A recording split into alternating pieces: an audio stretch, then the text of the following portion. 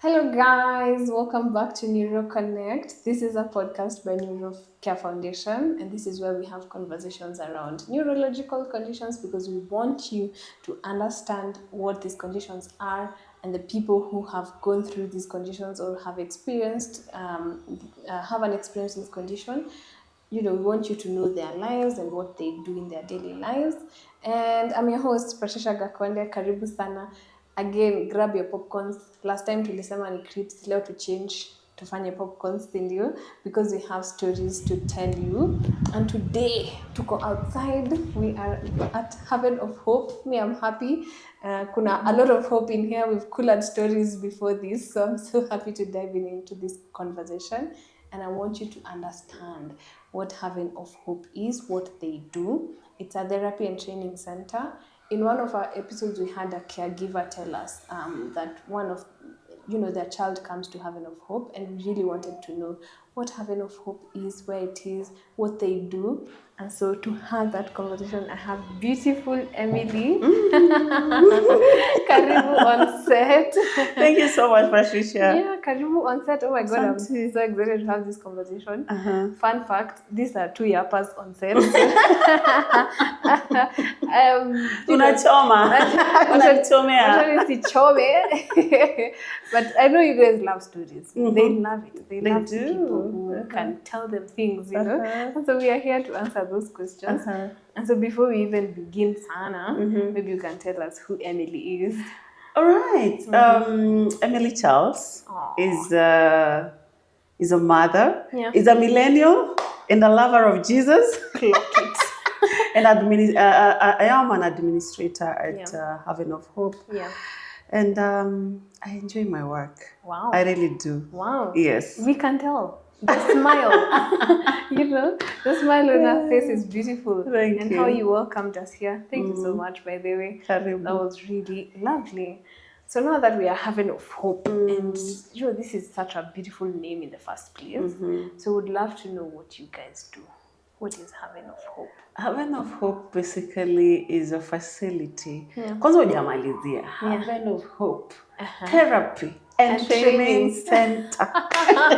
Hallelujah. So basically Haven is a facility that offers what is it called, services to people or children living with special needs like Cerebral Palsy, Down syndrome, hydrocephalus, like every special need.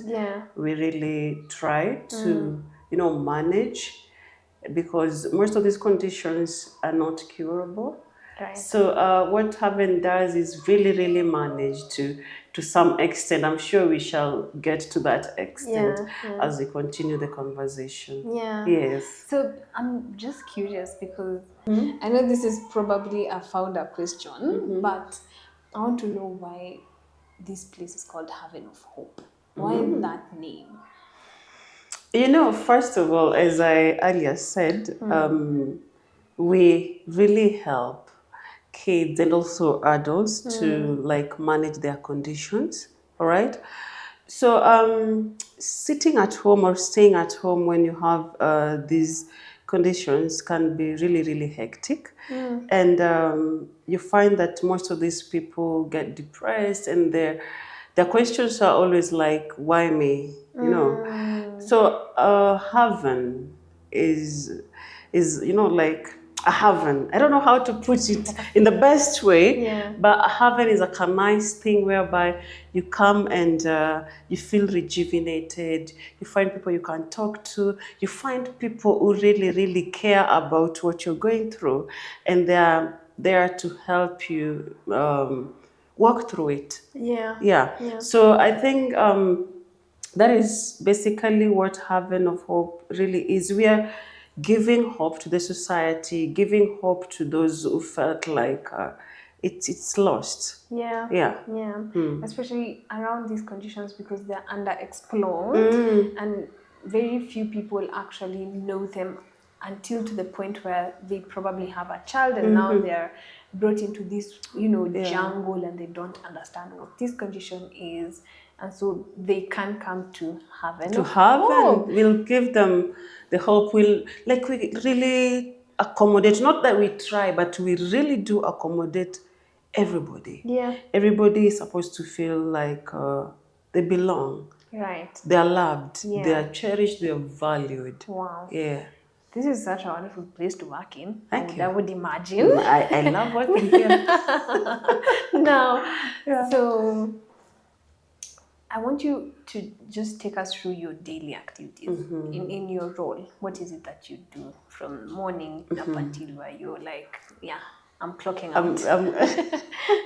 So, well, as an administrator, in the morning, because every staff reports at 8, some report earlier because kids are supposed to be fed. That is breakfast. Breakfast. Yeah. Yeah, so someone like our chef or our cook will report earlier, but I report here at 8. And how does my day run, or how does it begin?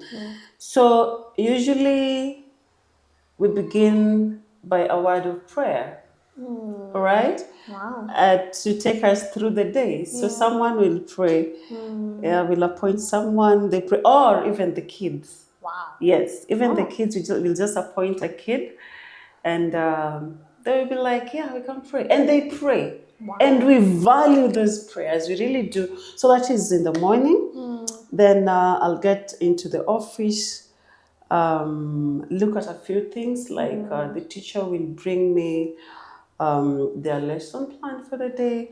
I'll go through it. And because here we work hand in hand, like I can't work as an administrator without consulting with the teacher, without consulting with the cook. What is happening today? What are you cooking and why? With the OT, because when I'm not a teacher. I'm not a special need teacher, but when going through the lesson plan, I have to also ask questions. The OT has to give me their views, the teacher, why are we learning this today, and all that. Now I'll go through that.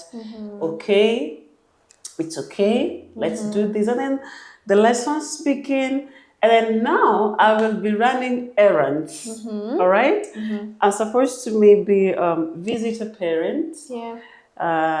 Do the things that you do most, talk to them, and maybe I'm also supposed to report some errands still. I'm supposed to report somewhere, maybe deliver something that is in line with the having of hope. And yeah, so at around is it 3 when the kids are now leaving? Of course, I also must, either myself or the OT has to go through the diaries. They have diaries. They do have diaries because we have to have everything written down. What happened, what did not happen, if the kid fed well, if there were injuries, how was this kid behaving? Because for these children, when they leave home, remember they're special. So when a kid can leave home maybe just okay, they're not hyper. For the autistic ones, they're not hyper. But then again, they get here, something just happens or something just triggers them, and they get hyper throughout the day. Remember, they left home very calm. So the teacher or the OT has to mention that in the diary so that when we get them back home, at least the parent must do. So I also must go through all these. Yeah. And is it okay? Now let's get them into the van. Wow. Yeah. Wow. So most cases, I'm the one living here the last, just to make sure that everything is okay. And of course, on Fridays, I have to write a report. Of how the week has The been. weekly report. Okay. And the parents must see Wow. how everything ran. Wow. So we have a wall. Is it a wall or a what's Millennials. It's our WhatsApp group. it's our WhatsApp group. We have a WhatsApp group for parents. WhatsApp wall. Please don't do that. So I have to write a weekly report. I usually write 2 weekly reports, one for the parents. It's different from the one for the office. Okay. Yes, that happens for like every Friday. Yeah. I must say I'm impressed by the way you guys are monitoring, these kids, because they do need that kind of monitoring so that, you're able to handle their progress and they're able to be catered for their specific needs. Now, there's a point where you've mentioned parents. And I imagine because you're, the person that they probably meet the first when they're coming for admissions, or I think even when they have issues, they would see you first. And let's go back to when they're coming for admissions or inquiry, something like that. And therapy, in as much as now we are talking about therapy in Kenya and all those things, I don't think they've been normalized, or it's not something that has been normal in our society maybe for a long time. And then, it's something that they're just coming to terms with, that maybe my child will need therapy to go through this because this condition is for the rest of their life and stuff like that. So when they come in, I'm thinking they're coming in with confusion and mistrust or things like that, or even high expectations. So I want you to take us through that point where a parent has come in, they're talking to you. How do you handle these trust issues or, mistrust or things like that, or even high expectations? So I want you to take us through that point where a parent has come in, they're talking to you. How do you handle these trust issues or, where they're unsure? How do you ensure that, you're installing surety in them? We have those parents or those kids that have been to other facilities. But then again, we have those ones that Haven of Hope is their first home. Okay. We call this our home as well. Yeah. So for this parent, they'll come with a lot of questions, and being their first time, some of them feel like, am I doing the right thing leaving my child here? Will this child be catered for the way I do at home? Yeah. So first thing, just the way I did when you guys came in, we take them around. At all. Yes, and then you have to explain into details. Of course, the OTs will do that into details, like this is what you are going to give your child. This is how it is going to be done. So don't you worry. Yeah. It is not easy. It is not a walk in the park, because remember, it's the first time, and then some of the things you're even telling them, they're hearing them maybe for the first time. Okay, aside from the fact that they take their children to the clinic, though most of them don't, and so what we do basically is I sit with them in the office for hours. Wow. For hours, because some of them are in denial, apparently, and I take them through these things. Like, someone will come and they'll be like, my child was bewitched, and I feel like this condition is never going to improve. Such like stuff. I mean, those are tough things, and they also ask you questions. Remember, you're also just meeting this kid for the first time. Now, being in this field we are 1 year old, yeah? So you have to take them step by step, and give them the surety, like, whenever if you feel like popping in, you just come and see what we do. Come and see what you're feeding the children. Come and see what the therapist is doing to your child. So they are at liberty to even just come and spend the whole day here. Wow. And see. So at least you're even giving them some hope, some it is the best place to come. And after some time, they will just see signs, signs from the kids. The kids change. Maybe a kid was brought here very dull, all right? They'll just notice. They'll just notice in the sense that there was a scenario when we were beginning. We actually started with 2 kids, all right? And there's this child called Mercy. Every time we would go to pick Mercy in the morning, she'll be so joyful. So joyful. And the mom realized that, wow, there is something. Yeah. There is something at heaven. And I remember when we were doing the admission, the mom was, ish. But now even from the kids, now you see, you can't tell.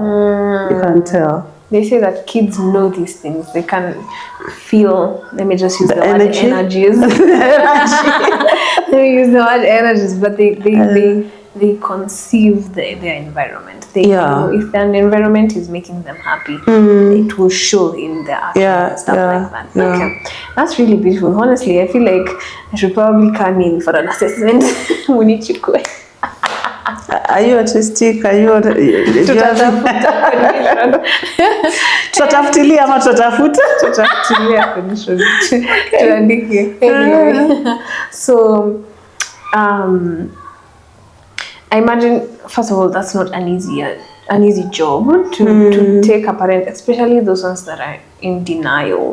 But then you still find a way to, help them and give them results and even show them that at the end of the day, probably this is the best place to, bring your child. So I'm guessing that's one of the loveliest moments you have when you see a parent actually being comfortable after, having them being unsure, and then now they're comfortable and the kids are happy. So that's a beautiful, thing to experience. But then I would want to know if there's a favorite part of your day here at Haven. My favorite part? Yeah. Playtime. Clearly. Playtime. What are you doing at playtime? Wait, actually there are 2. Yeah. Playtime and story time. Hey, you should come. You should come during story time. And story time. Let me begin with story time. Yeah. You come to class. And you're like, story, and then you give them stories, you give them stories as ziko, but at least stories you have to be creative, stories that you relate to. Yeah. And then you give them a chance. That's the best part. Wow. So I'll talk on stories a job. And it just make me happy. Wow. Because I'm like, so they can be creative, like they can be this creative. Yeah. And you sit back and you're like, wow, God is doing something in these kids. Yeah. And one thing I'm so happy about is that the ones that are always like, and they call everybody teacher, even the nurses wanaitwa teacher hapa. Wow. So they'll be like, teacher, I have a story. And then they start the story and you're like, in a story kweli. And then they'll be like, I haven't finished, the story of Jabba continues. Wow. All right. Yeah. And then playing outside. Wow, it's also my favorite because they're kids. We are 1 year old. They're kids who came here. I don't know the medical term to use, but the mobility wasn't as good. The mobility wasn't as good as it is now. Yeah. All right. That's stiff. Stiffness and all that. But right now, they've really improved. And you can see how aggressive they are. How they really want to participate in like everything that you do. Yeah. Dancing and all that. Afadhali anguke, but they have participated. Wow. Now it melts my heart. It really melts my heart, and I'm like, wow. Haven of Hope, it didn't start by sheer luck. It's here for a purpose and with a purpose. Wow. Yeah. Yeah. Yeah, I'm so happy. Wow. Yeah. Sijui ni change jobs. You should. You should.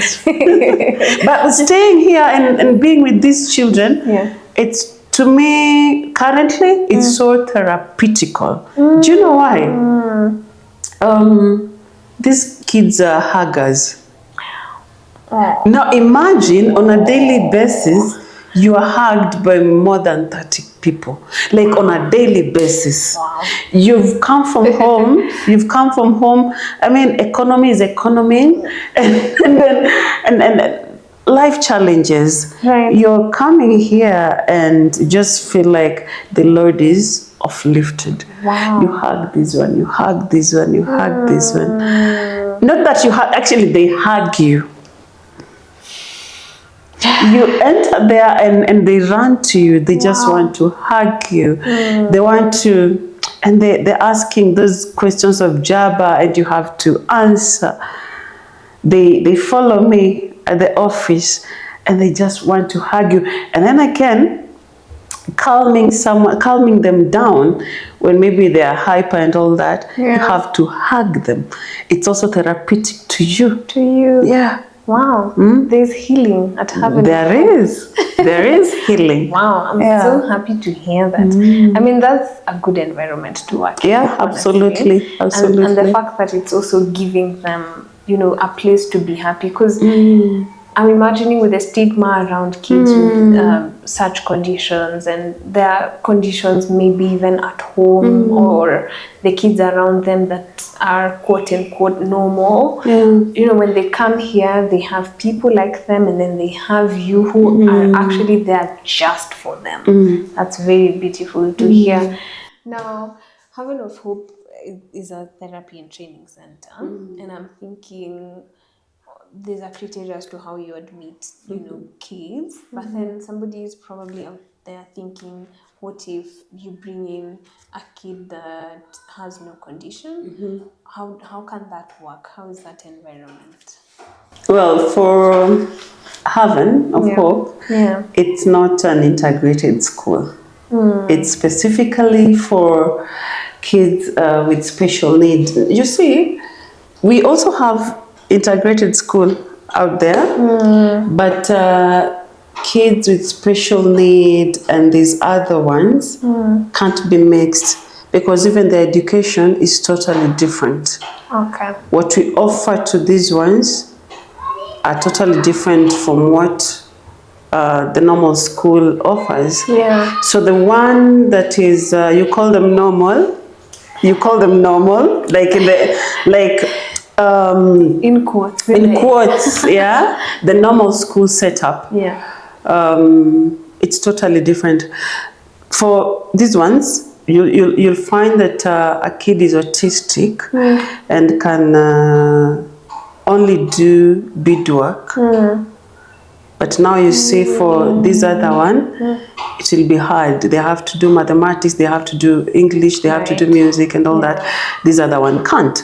So there's no way you'll put them in one class or one space. Okay. Yeah. Yeah. And I think it also allows you to focus on their needs and deliver in a better way. Yeah. Compared to if they were in another, school that's maybe integrated. Yeah. Okay. Now, the community that you serve around here, you mentioned that you've been here for 1 year. And I'm pretty sure you've probably seen the impact that you've had. First of all, how is the reception around here, the community? How did they receive you? What has been the interaction?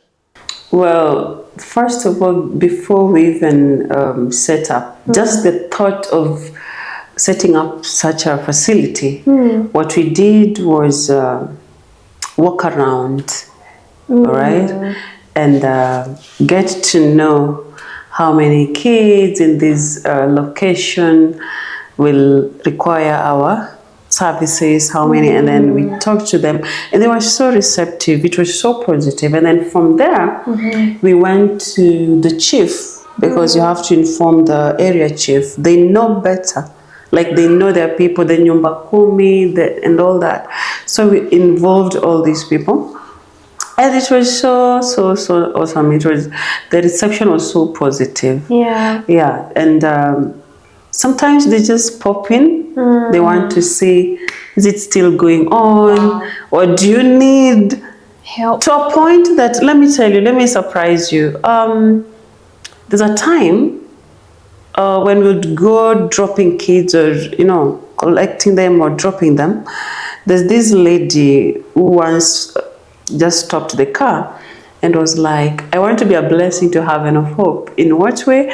I would like to give you green bananas. Do they eat green bananas? Aww. Like a lot of green bananas. And she did that for quite some time. Wow. Yeah, until she relocated from Rongai. Wow. So it shows you, like, they really love this place and they love these kids. They know what we are doing. Yeah. Wow. People just walk in with stuff. Wow. Yeah. That has to be a really beautiful feeling, because I imagine when you set up such a place, you pray and hope that people actually see your vision. Yeah. Because of course we know how bad NGOs and facilities like this have had a bad name out there. And we're trying to correct that and make sure that people see such initiatives as things that are positive in the community. And so to have the community respond in a positive manner, Yeah, really it's a beautiful. plus. It is. It is. It is. What is the impact that you see around? Would now say some of these kids, and we are talking about kids that live with neurological conditions, most of them are hidden in their houses, or at least that has been the culture for quite some time. Yeah. But now as you see them come in, and more parents being told or being referred to Haven of Hope, and they come in and their kids are here, what kind of impact are you seeing on their kids, and then also on their parents and the community in general? So basically, there's a saying in Swahili, kibaya chajitembeza, Kizuri chajiuza. Clocky. Jenzi mtanifunza mambo. You see, for us at Haven of Hope, it's actually not about what do we get, like monetary. And I really thank God for our director, because sometimes he'll just be like, that parent can't be able to afford school fees. Let the kid come. Sasa akae nyumbani alafu na ashaanza therapy. You understand? And it has really, really helped. I want to say that we've seen the hands of God in that as well. Because you give. The much you give, The much you receive. the much you receive. Wow. Haven of Hope, let me say, like 70% of the parents cannot afford the school fees. Because a special facility, if you didn't know, let me educate you, it's usually very, very expensive. To run. Wow. It's very expensive, because remember, we have people like an OT, that's a medic. We have a physio, that's a medic. We sometimes have nurses coming in, those are medics. We have a teacher, special need teacher, not just any teacher. The way the teachers are paid is not the way you're paying here. All right? So you look at all those things.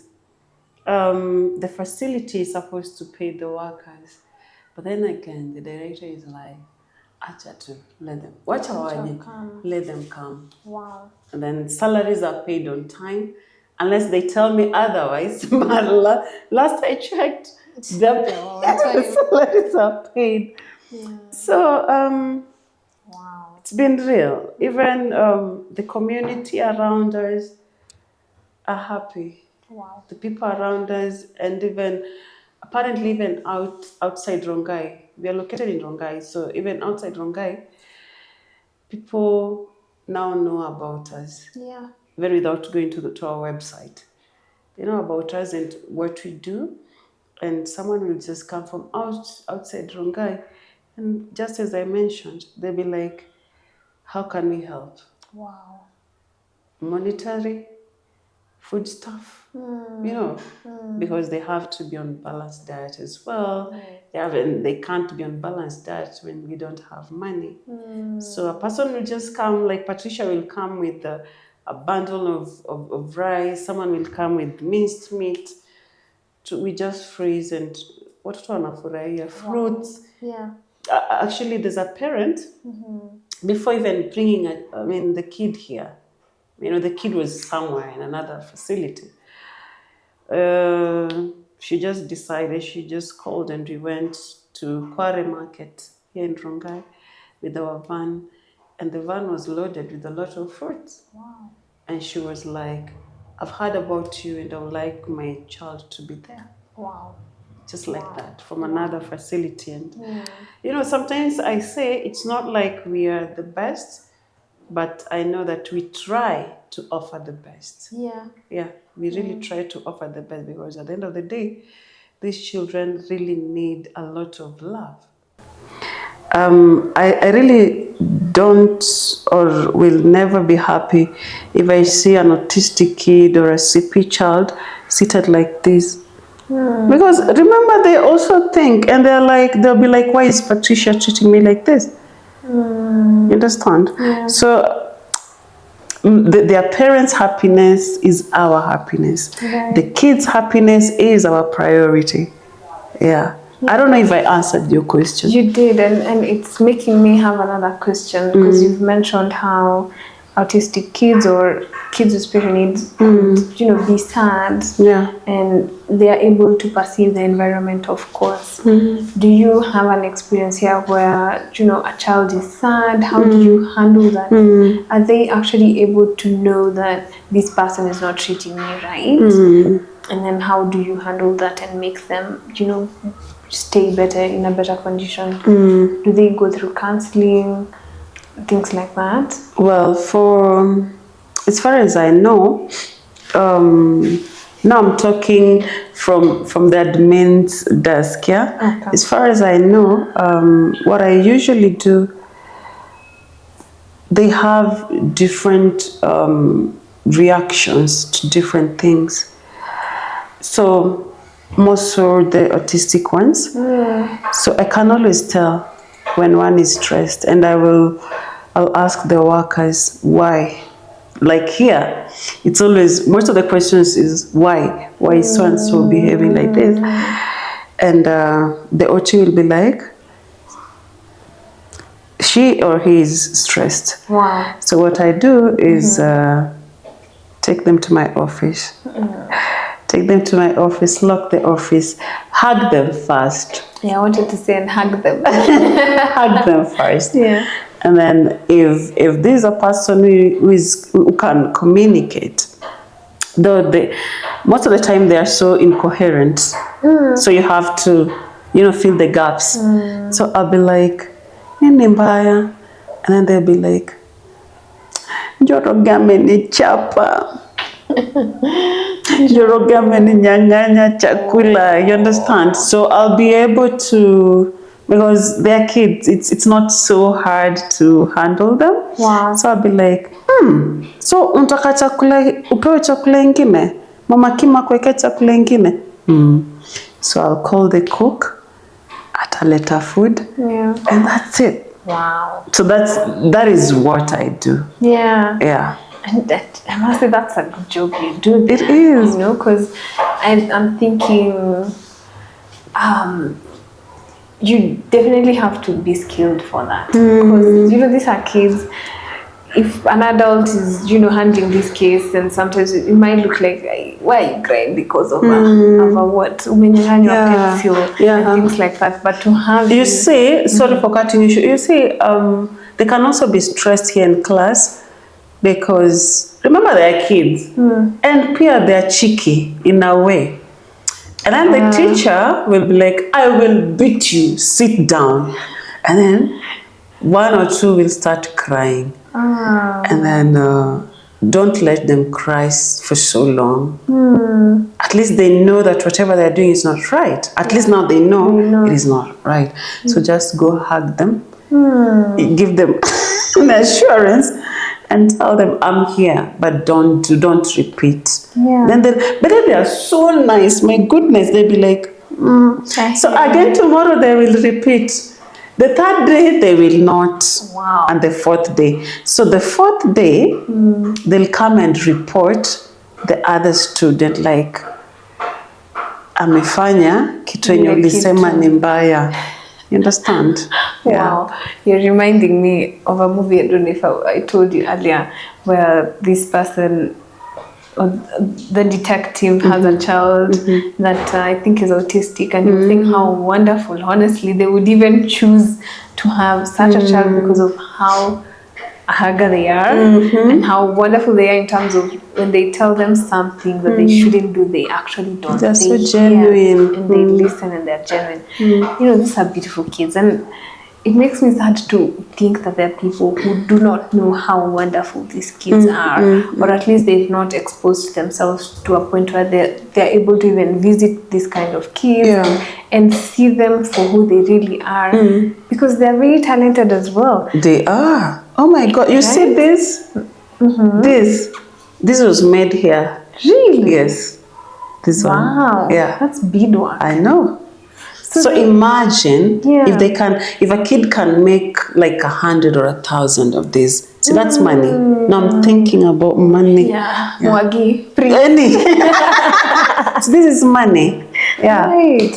So they just really need to be understood. You don't have to know mathematics to be a productive person. You could do beadwork, and these children are able to do stuff like that, and they're unique as well. Can you tell me some of the talents that you've seen in some of them? Well, we actually have one, and he's new. I think, he's new because he came in third time, yeah. He's so skilled, matters IT. But he can't talk. Wow. Yes, he can't talk. He's autistic. Yeah, he can't talk. But Harper, he's so good. Wow. He's so good in the sense that me sometimes I just give him my phone, all right? And he will rearrange everything, like everything. And then I'll talk to him like, do this, and he will. Do this, those complicated IT stuff, do this. Give him a laptop or a computer. He will do everything that you want. Wow. Everything that you want. And you look at him and you're like, hey, okay. How are you able to do that? Yeah. Wow.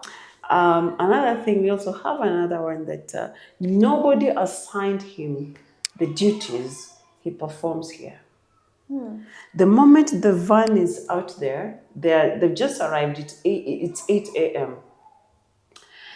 He will just stand there, make sure that every child is in class, collect all the bags, come place the bags here, open every bag, remove all the books, place them there for the teacher, and then take the bag somewhere else. Wow. All right? Every day. Every single day. Time for feeding, because they also do breakfast here. Time for porridge, he'll make sure he'll not drink his porridge up until every child has a cup of porridge in front of them. Nobody assigned him. Wow. Yeah. That's beautiful. I know. If I've experienced that, I would have very different perspectives. I know. In life. I know. You guys are lucky to have. We are blessed. We are not lucky. We are blessed. We are blessed. We are blessed. There's such a blessing. Yeah. So now that we have enough hope, we have heard of the amazing stories that are here, and of course, there are people who already know have enough hope and they've been supporting. First of all, thank you to you Oh guys. yes. Yeah. Oh yes. Thank you so much for supporting Having of Hope and supporting these courses that bring about stability, bring about hope, bring about having parents being comfortable, because these parents also need to work. Yeah. They need yeah. to go about their lives. Because they have other kids as well to take care of. Right. And you give them space to just be able to have the economic life running. And now that we're amplifying have enough hope, we would love to know the areas of support that you guys have, just so when somebody watches and they know somewhere they can get, I don't know, equipments for therapy, or is it even fruits and stuff like that, those areas of support that they can give to have enough hope, what would you say those areas are? Well, toys. We love playing. Oh, Koshua, see you wewe. It's me. You are the one. Yeah, I love playing with them. Yeah. So, Aki, if you have toys that you're not using, drop them here. Wow. We will so much appreciate. And then we love eating fruits.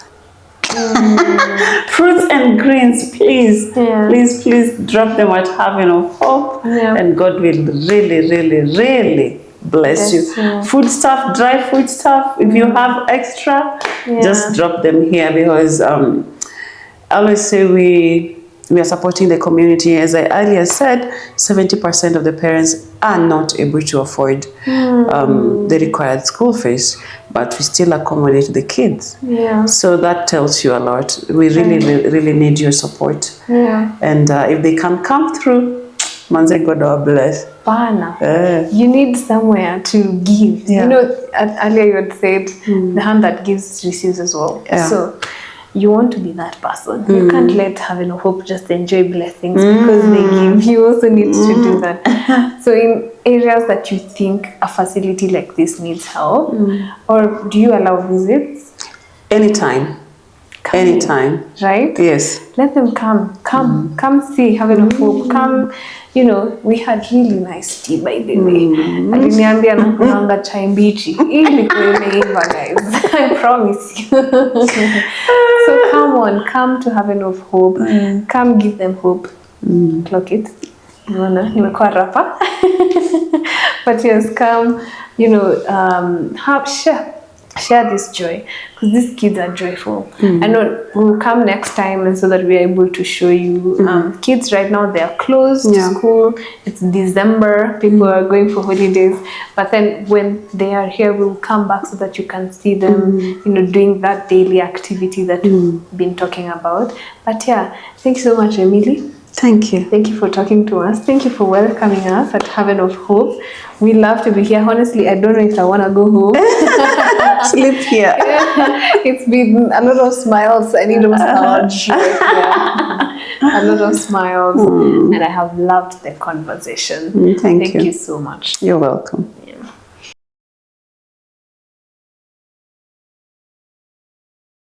Since we're here at Having of Hope, we know it's a therapy center as well. And so, of course, they would have occupational therapists.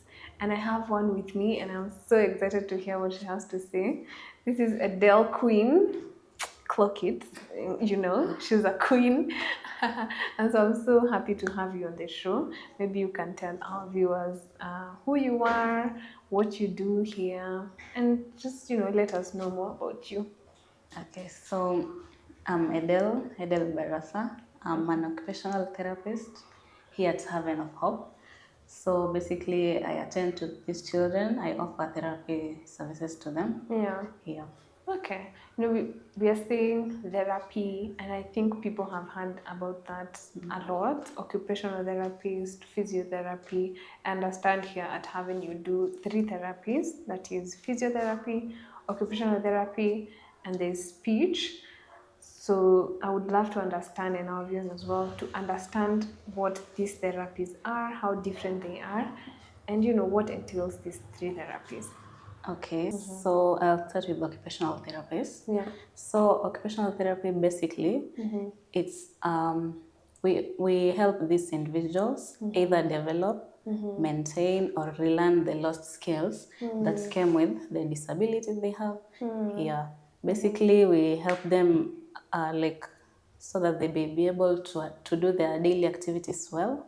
That is the basic things like feeding, bathing, toileting. We help them either learn the skill or maintain the skill so that it doesn't get lost. On the physiotherapy, they majorly measure on the mobility aspect and the physical aspect.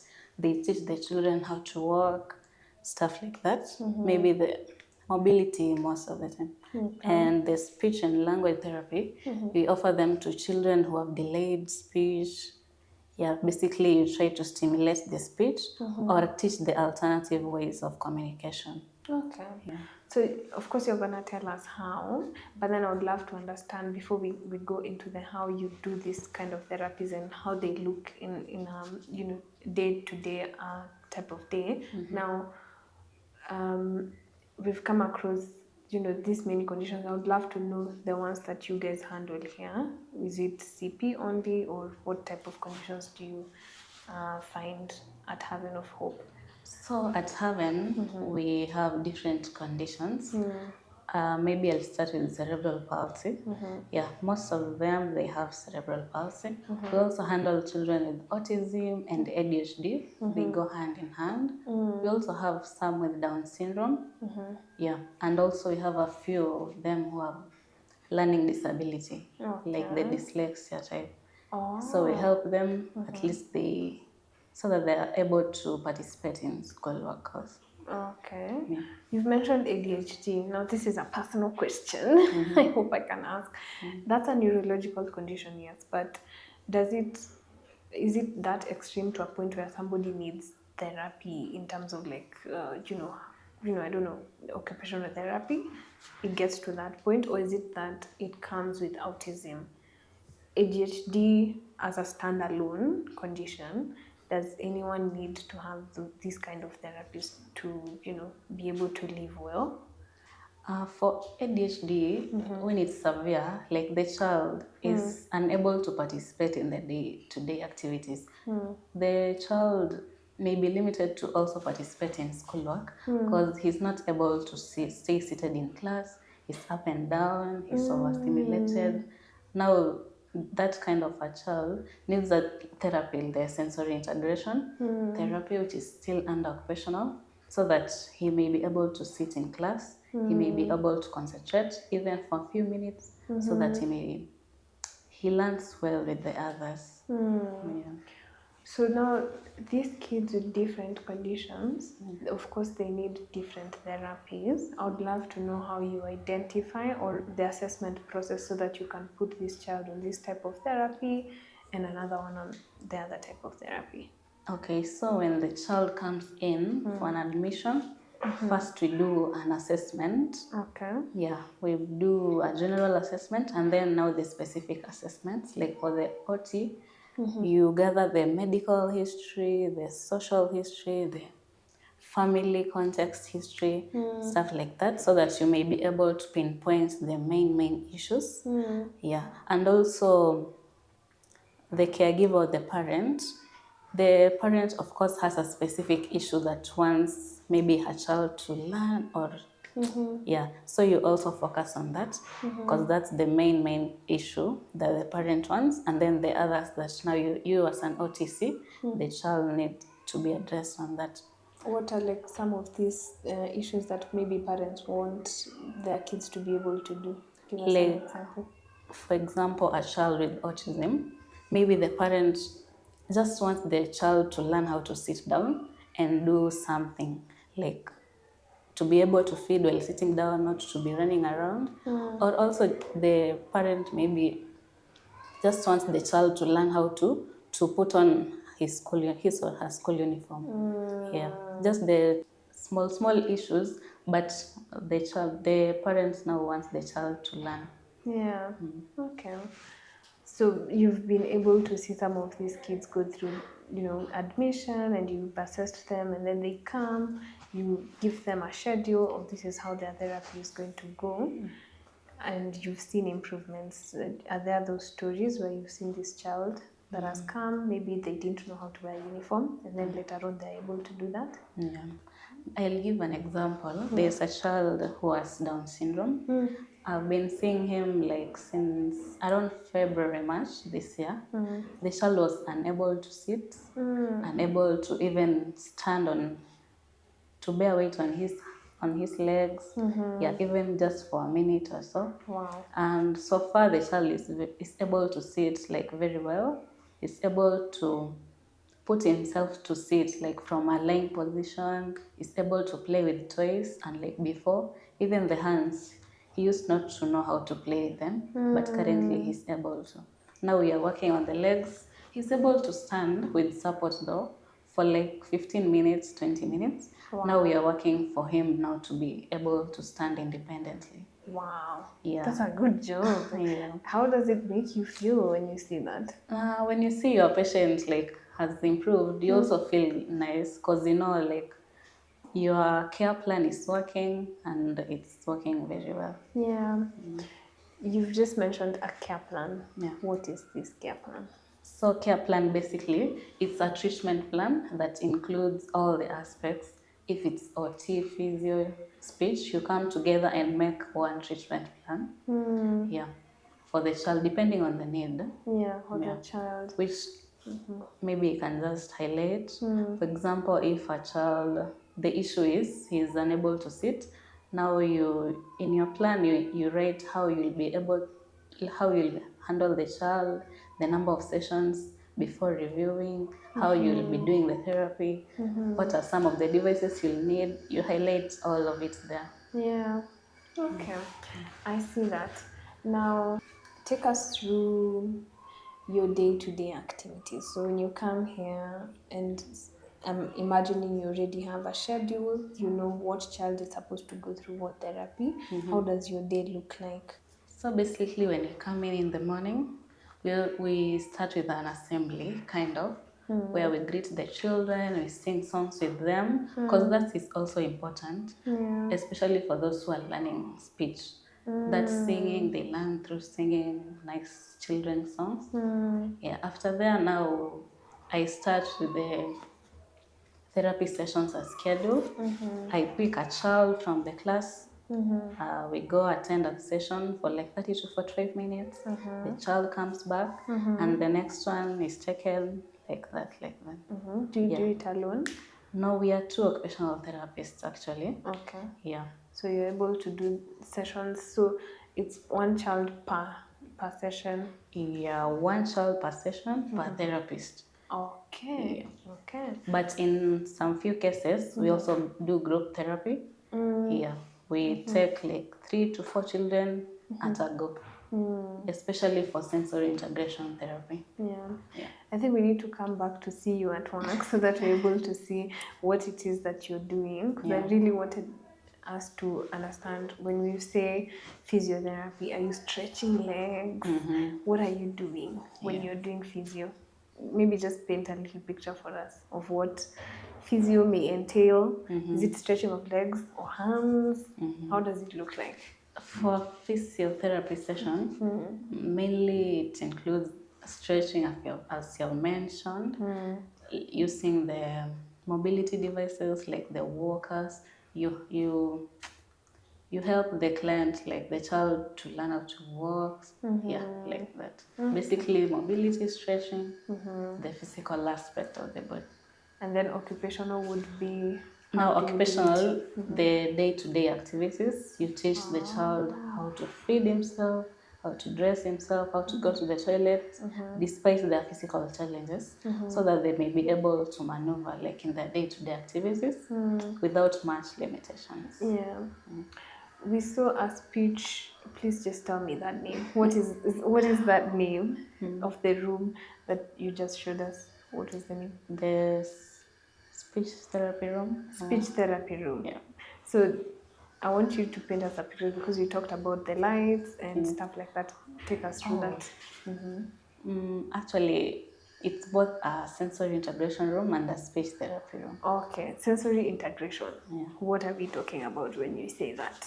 Now, for sensory integration, let me use an example of an autistic child. Okay. This child does not perceive the sensory stimuli as normal as we do.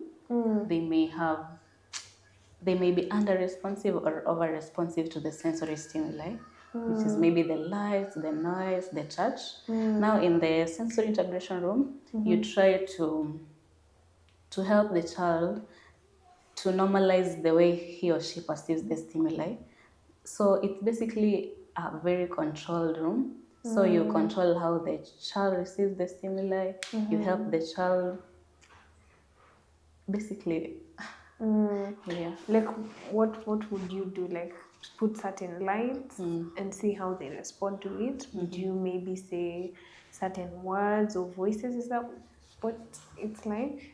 For a child who is over responsive to maybe light, when they see light, they are uncomfortable, they close their eyes. Now you're in that room, you provide a limited amount of light, and then you increase gradually as the child goes, like as the child goes, and he or she now is able to perceive it as normal. Same as touch. Some are under responsive to touch, even when something burns them, they're not able to see, like it's burning me. So you introduce that input. We have a spiked therapy ball. Now you use it to rub the skin of the child so that this sensory stimuli is stimulated now. Oh, so but I thought that's the problem with the brain. If I'm thinking correct me if I'm wrong. So for somebody that's not feeling if you're burning them or if you're pinching them, how is it that when you introduce something on their skin, that condition is corrected, yet the problem is in the brain? So, like the brain communicates with the muscles, right? Yeah. And the vice versa is true. The reception is taken back to the brain. Oh, I don't know how okay. to explain.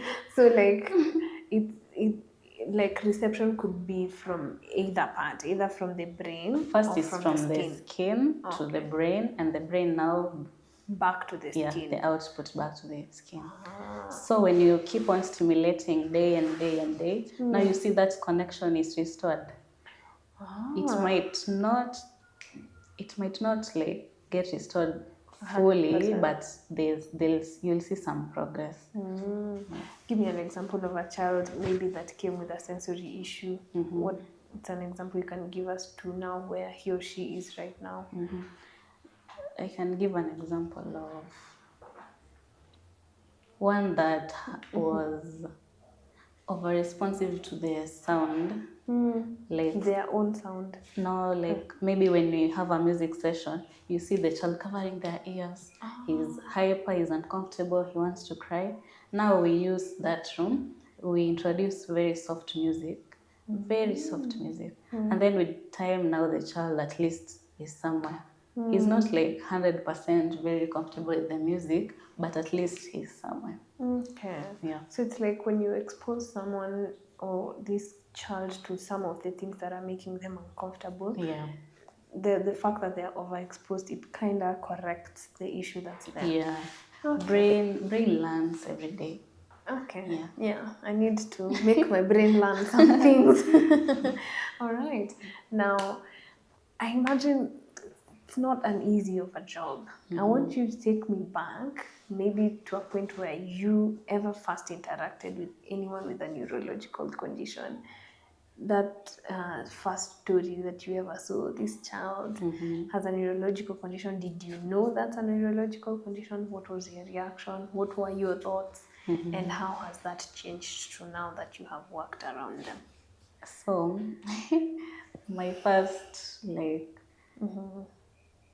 condition I met, it was actually my cousin. Oh. He had hydrocephalus, and I was still a bit young, so I was not sure what the condition was. I was just wondering the way the head physically looked. Yeah. I tried asking the parents. Now the parents started telling me about the condition, the way they always take the child to therapy and stuff like that. That's when I started knowing and developed an interest actually. in becoming now a therapist myself. Wow, so that's where it came from. Yeah. Oh, that's beautiful. So now how is your perception now compared to them?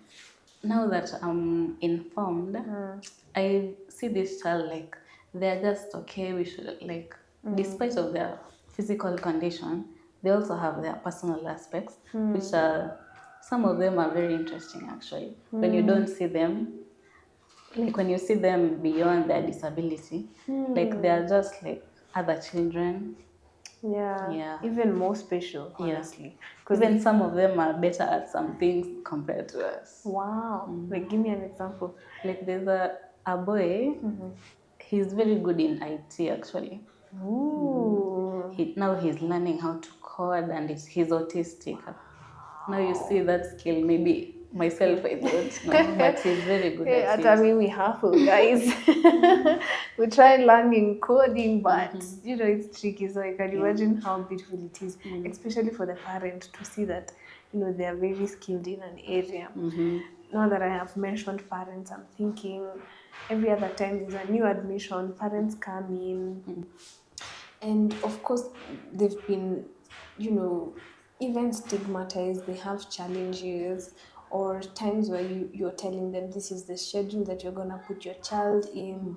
Some of them probably have very high hopes because I have met, you know, some of these parents or caregivers who even wish that their child could walk tomorrow, but you know there's a process to that. Some of these things kind of won't happen right now in this life. Maybe in the next life, I don't know if there's a next life, but you know. So how do you handle that emotional aspect of these parents? How do you get them to understand what you guys are doing, and how do you handle maybe the misconceptions they already have? Do you counsel them? Just take me through that. Yeah, when some parents come in, they have very high expectations of the outcomes of their child. Some have misconceptions.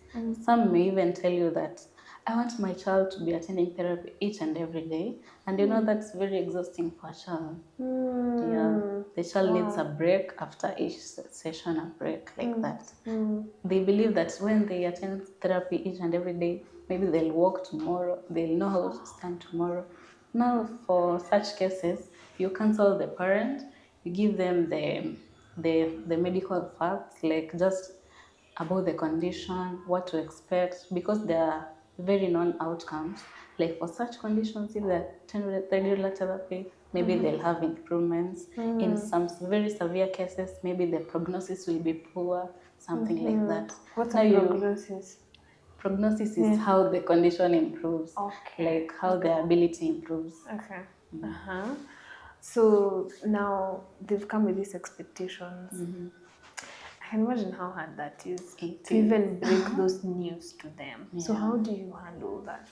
So you talk with them for the first time, and then after a few weeks or a month into the program, we also have parents meeting where they come in, we talk to them again, we share their challenges, we give them our ideas, stuff like that. So after a while, we talk to them again. After a while, Okay. Now that we've covered the emotional side of a parent, you as well as an individual and a human being, of course, I imagine working in this environment is not necessarily very easy, and so it has impacts on your own emotional well-being. So what are some of these challenges that, you know, this job in general poses to you? like me personally. Yeah, you. Do you go through any challenges as you're working, emotional? It could be physical as well, who knows? Yeah. Physical, emotional, and how do you handle these challenges? Sometimes, like when you're in this field, you know there's a lot going on, and you also need to attend to these children. Sometimes it's very overwhelming. Yeah. Especially maybe those maybe who are progressing very slowly. Now you're overwhelmed, you have to deliver, the parents want to see some improvement. It gets overwhelming. Yeah, how do you handle it then?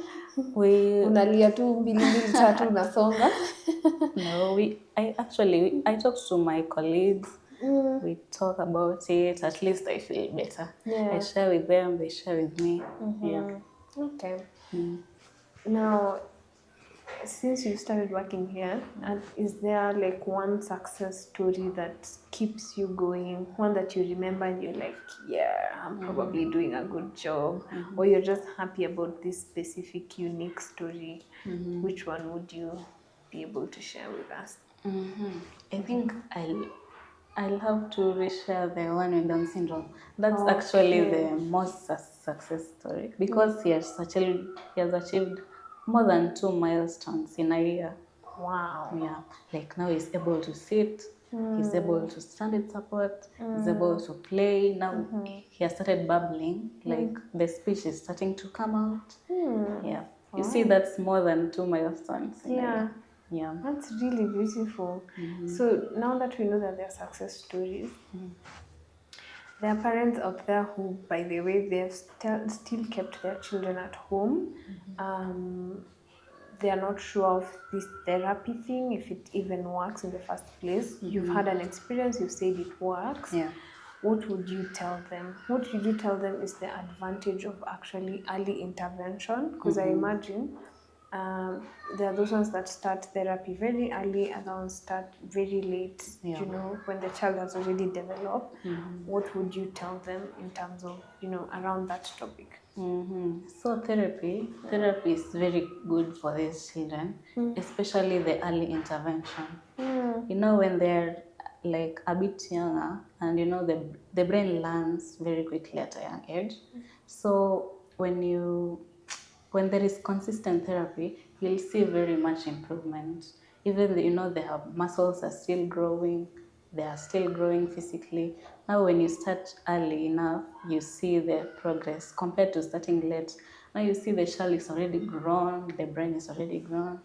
Now you are trying, but there is slower progress compared to starting early. Yeah. And also, children are very different. You may be comparing your child to another child, but their stories are very different. Their progress is very different. Our bodies are very different. So your child may be improving slowly compared to the other. Don't be discouraged. Even the small matters, when there is even the slightest improvement, it matters a lot. Yeah. So don't compare your child to another. Yeah, each Just child is unique and progresses differently. Yeah. that's nice. Now, may I have a question? This is, it might sound very, I don't know, but I know neurological conditions are something that people live with, but have you ever met, maybe here or maybe somewhere else, a condition where somebody had this condition where it got to a point that all the symptoms were suppressed and the person is 100% okay? Most of these conditions, they're actually congenital, like the children are born with it. Now, most of them, the child will have the condition throughout his or her life, but now what matters is how they're able to live with this condition, like up to near normal. Yeah. Up to near So normal. yeah, the way they live their life with this condition is what matters. Because most of them they actually don't go away. Yeah. The child will have it for the rest of their life. Yeah. Yeah. Okay. And I mean, it's okay, especially when you're doing therapy and you're doing the best that you can. You know, the quality of life, of course, improves, Yeah. right? Okay. Now, I see around here, this classroom, you've written, you know, 1, 2, 3 numbers, their colors, and all these things. Is this part of the curriculum? How do you know this child needs this kind of teaching, or they're now okay to start learning numbers, or some can draw? How do you go about that curriculum? Yeah, as I mentioned, when the child comes in, we start with assessment in the different aspects. The therapy side assessment, the classroom side assessment. Now the way they are, the ability of their brain now. For some, they are able to learn, like they are very smart actually. Now you introduce them to the early childhood education. Yeah, and for those maybe who are unable to learn at the moment, now you focus majorly on the skills aspect. Yeah, and there are day-to-day activities, if they are able to do them independently or if they need help. Now you help them to become more and more independent. Okay, I see that. What would you wish for people to understand about people that are living with these neurological conditions? So actually, people should have an interest, like to know these conditions. They educate themselves, at least they know the different types, because there are very different types. You have the physical aspect, the physical disabilities, now the neurological conditions, and the others. So, especially for the neurological, most of them are congenital, if not acquired. So they should try to understand the child. If you meet a child out there, try to understand him the way he is, try to accept him. Yeah. Yeah, we need to do that. We need to be people who educate themselves. I know there's so much information out here, and now that we're in the age of information, we could learn a lot about things. There's information about these conditions. As Ella is saying, let us invest in educating ourselves. Let us develop that interest, because you might find someone who has a condition. How will you know how to handle them or what actually works for them if you don't know what condition they have? So really, thank you for telling us that, so that we're able to invest, in the knowledge of these conditions, so that we can have a better community. Yeah. Thank you so much for joining me, Queen. I've loved the conversation. I've learned the most, Yeah. At least I came here not with an empty brain, maybe half empty, but now I have information to go internalize, and I'm sure our viewers as well have information to go internalize. Yeah. Thank you so much. Wait, before I go, can you tell me the best thing about working here at Haven of Hope? What's the best thing? The best thing about working at Haven, Yeah. like we have a great team, Yeah. and there is great teamwork here. So even when you're handling your child, someone else is also doing a good job in the child. Now we have a better outcome Yeah. at the end So of the day. it's There is teamwork. great teamwork. There's great community here. Great environment for the children. Yeah. Wow. I love it.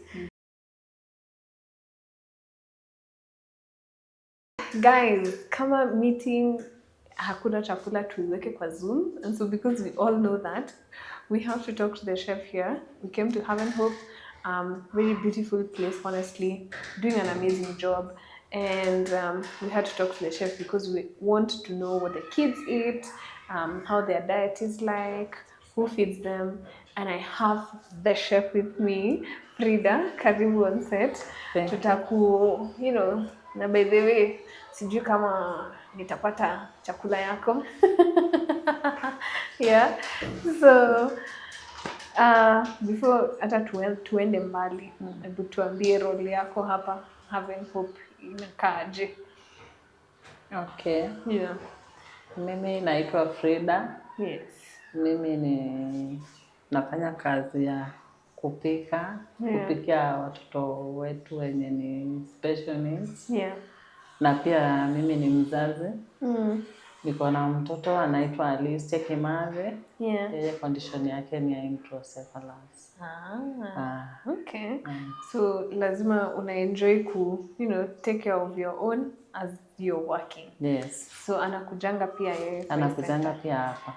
Okay. Very nice. Now kwa siku yako daily venye inakuanga, routine yako inakaaje?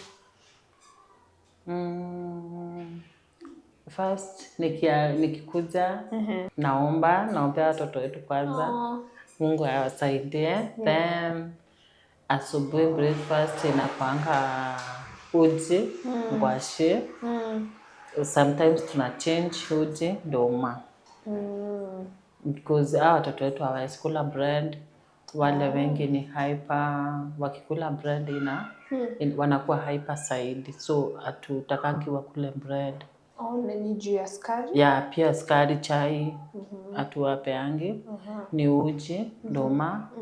Tuna change na ngwashi. Okay. Yeah. Okay.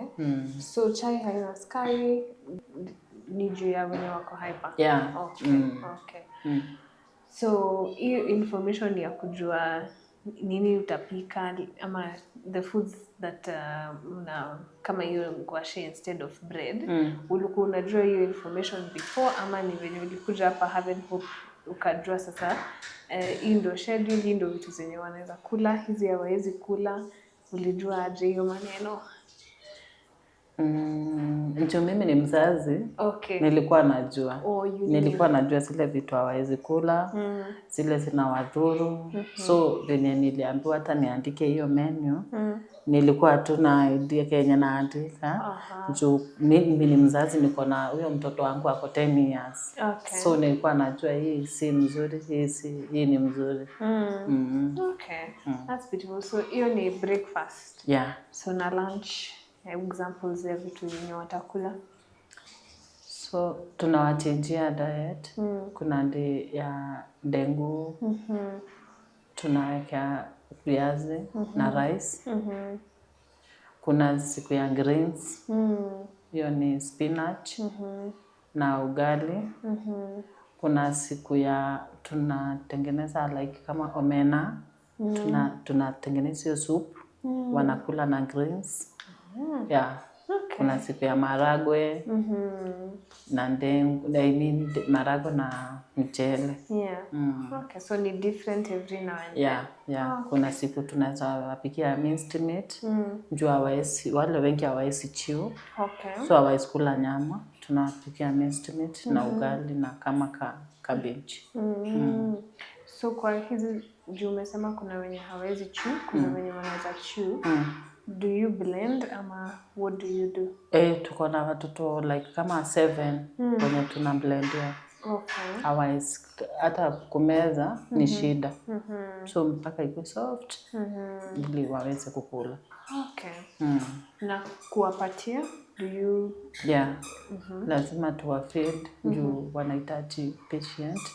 Pole pole juu ya kumeza kwao ni shida. So lazima kila mtoto akuwe na mtu anamfeed na usikuwe na haraka. Yeah. Okay. Na hii time ya lunch ni saa ngapi? Tunaanza 12. Okay. 12 to 2. That's feeding time. Yeah, hiyo ni feeding time, tumalize tuwape maji. Yeah. Okay. Na breakfast ilikuwa saa ngapi? Breakfast inakuanga 9:40 to 10:40. Okay. Yeah. That's really nice. And I know you're doing a good job. So, hebu niambie compliments wanakupatianga. What's the feedback? Unasikianga ni kama umeweza kama chef?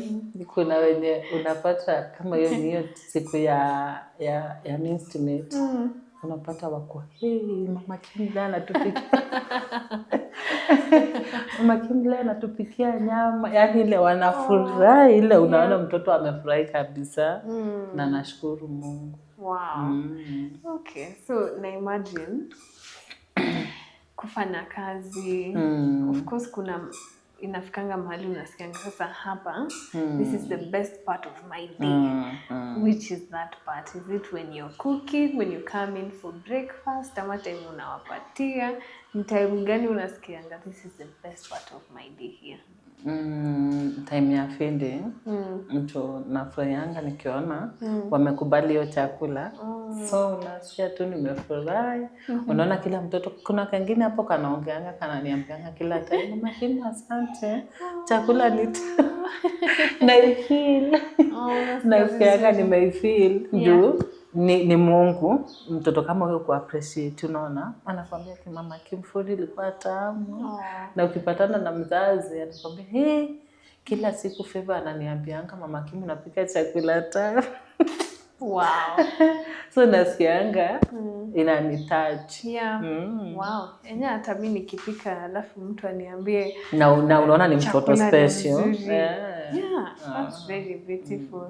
So you really enjoy working at kabisa Haven Hope. Yeah. What's the best thing about working here? Sorry? Like kitu yenye ni best kuwork hapa ni nini unaonanga ndio kitu mzuri yenye inakufanya continue kufanya kazi hapa? First ni vile niko na wewe mtoto wangu. So venye nashinda na hao watoto, unajua saa zingine hata unaangalianga mtoto wako, unaanza kuona mtoto wako ndiye ako wazi. So ukiwa unaona wengine, unaenda ukiheal, unaanza kuona Mungu kweli, kweli siko peke yangu. So nikiona watoto nasikianga tu niko vizuri, niko comfortable nikiwa hapa kabisa. Na nikiona vile wana improve. Umesema kuna wale unaonanga wana improve. Niambie hizi improvements ni kama gani? Improvement ni kama unapata mtoto wako anaweza hata kuongea. Unapata ameanza kuongea. Unapata mtoto kuna venye alikuwa atembei vizuri, amefanywa therapy, ameanza hata kuamka, ile anajaribu. Kuna yule anakuja hapa anafanywa therapy kama huyo mtoto wako amekaa chini, anakaa.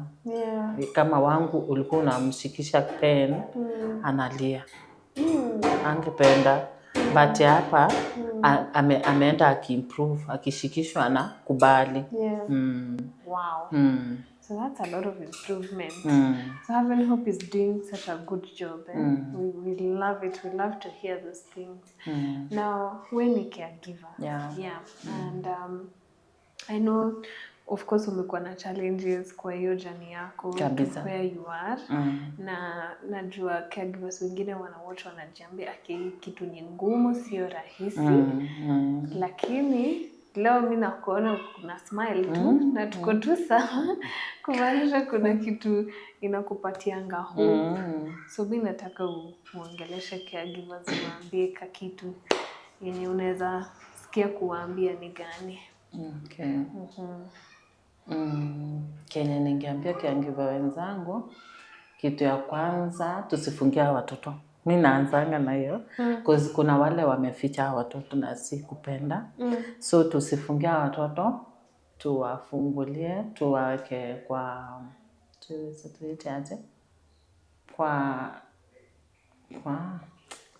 kwa limelight.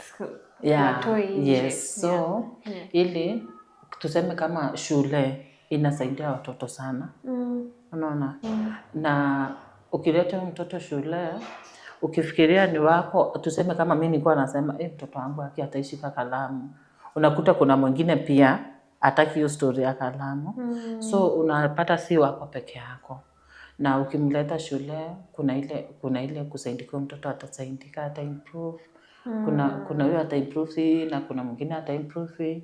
So ningeongelesha tu caregivers niwaambie, tujitie moyo, tuombe watoto wetu. Mungu ni alitupea watoto na tusiogope kuambiwa. Kuambiwa unaambiwa mingi. Tusikuwe na hiyo kuogopa kuambiwa mengi. Tunaambiwa hata ni sisi tulifanya watoto hivi, tunaambiwa tulifanya hivi. So tusiogope hiyo, tufungulie watoto. Kama ni church, enda na mtoto. Kama ni shule, peleka mtoto. Kama ni kuotesha mtoto, njua mtoe nje, mweke hapo nje. Kama ni wa wheelchair, mweke hapo nje na wheelchair, aote njua. Pia njua inasaidia.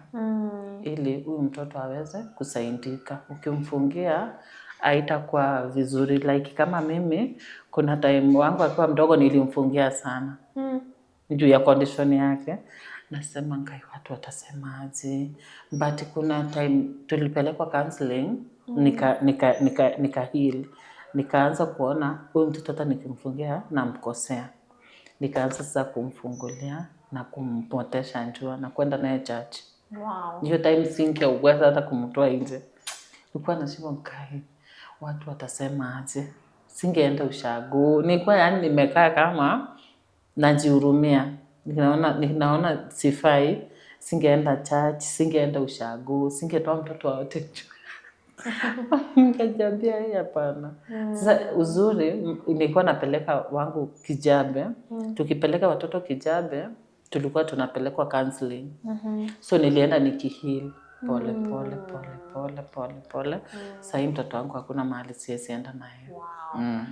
First of all, Congratulations. That's Thank an you. improvement. Kutoka, because I imagine it's not easy after umeshafikiria you know, mtoto wangu wako hivi, kutoka kwa hiyo kitu sio rahisi. So umefanya kazi mzuri by now, and I hope yes, caregivers we take her advice, tupeleke watoto nje, wacha waone jua, wacha wa interact na watoto wengine, whether they are also special or not. Just let these kids live a good, you know, life, a quality life. Yeah, that's all that she had to say. Kuna kitu ingine maybe ungependa kusema? Uko tu sawa? So maybe you can say thank you to Haven of Hope. Maybe shukrani kwa Haven of Hope. Okay. Unaweza tuambia tu asanti. Haven of Hope, naweza sema thank you. Yeah. Hata nasemanga sijui nitaiwafanyia. Ndio kitu ya kwanza niliomba kazi. Nilikuwa nataka nilete mtoto na pia nikaomba kazi. Time naomba kazi niko na mtoto mdogo. But Haven walinipea tu kazi na mtoto mdogo, wakaamini nitaweza kazi na nikaweza. Unaona kasichana kalianza kakuwa 5 months. Wow. Tulianza hapa. Wow. Unaona sasa ni mtoto wako mwaka na 8 months. So Haven, nawashukuru sana kwa kunipea kazi. Nilifurahia sana juu ningependa sana kupata kazi kama hii yenye inahusika na mtoto wangu na nikaipata. So nafurahianga sana sana sana. Yeah. Wow. Mbarikiwe sana. Umefanya for how long? Hapa. Fanya miezi ngapi? 1 year na. 1 year. Yeah. Wow. 1 year na kitu. Yeah. Thank you so much, Haven of Hope, for employing her and giving her a space to be, you know, somewhere where she can take care of her kid and other kids as well. It's been very nice to hear from her. Thank you so much, Frida. Asante. Thank you. Karibu. Tupatane jikoni, si ndio? Okay. So, what beautiful conversation that we just had. They were so beautiful. My heart is full.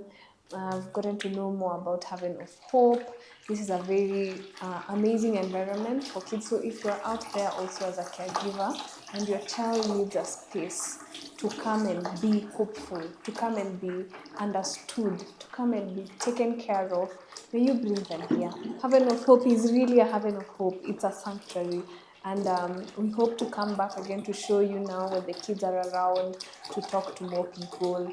But then I hope that that conversation or that episode has given you a reason to be a good person, a reason to be a nice person as well, a reason to be somebody that supports this cause. So if you're out there and you have the need to support and you feel like, you know, you can be somebody of help to Haven of Hope, come in. Check out their website. We will line up the website there.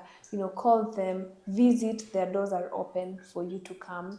So do that, and then subscribe to this channel, because we are gonna come back with more stories and with more places to showcase, with more amazing things and, you know, conversations, stories, documentaries, stuff like that. We will be doing them here. I've been your host, Patricia Gakonde. As always, I know you missed me. I will miss you. Till next time. Bye-bye.